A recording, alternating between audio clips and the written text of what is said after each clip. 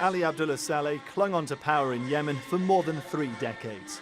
An old-school Arab leader who declared only he could hold the country together, his legacy is one of corruption, war, and a deeply divided poor nation.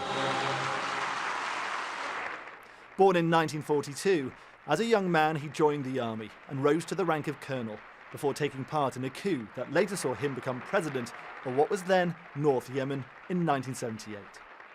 For the next decade, he oversaw fighting with the communist South before eventually uniting Yemen in 1990 as the Soviet Union collapsed. The same year, Iraq's leader Saddam Hussein ordered the invasion of Kuwait.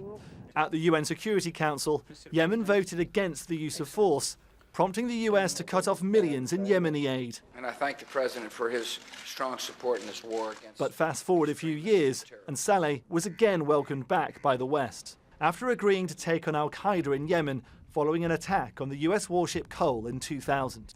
He'd won American friends and cash, but that did little to fix Yemen's internal problems, a Houthi Shia rebellion in the north and a separatist movement in the south. Saleh, always a wily political operator, is said to have played off different military groups and tribes to keep himself in power. But the Arab Spring in 2011 revolutionized the Middle East, and Saleh's rule was challenged like never before.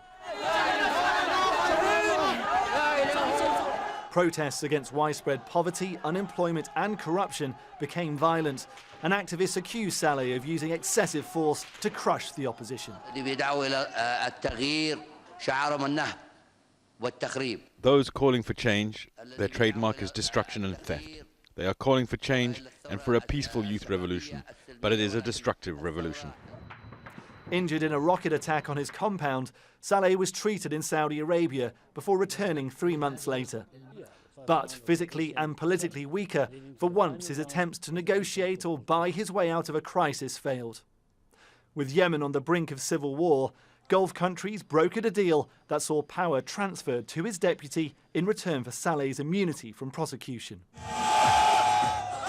10 months of protests ended his 33-year rule, and celebrations began. But he left a country with dwindling oil reserves, high unemployment and extreme poverty. Although down, Saleh wasn't out.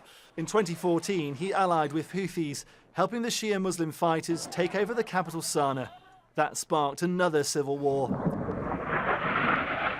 In 2015, a coalition of Arab countries led by Saudi Arabia began a military campaign to restore Yemen's government, which continues now, and millions of Yemenis are besieged by fighting, hunger and disease. Ali Abdullah Saleh is the only man to ever serve as president of a unified Yemen, and while in power is estimated to have amassed a multi-billion-dollar fortune.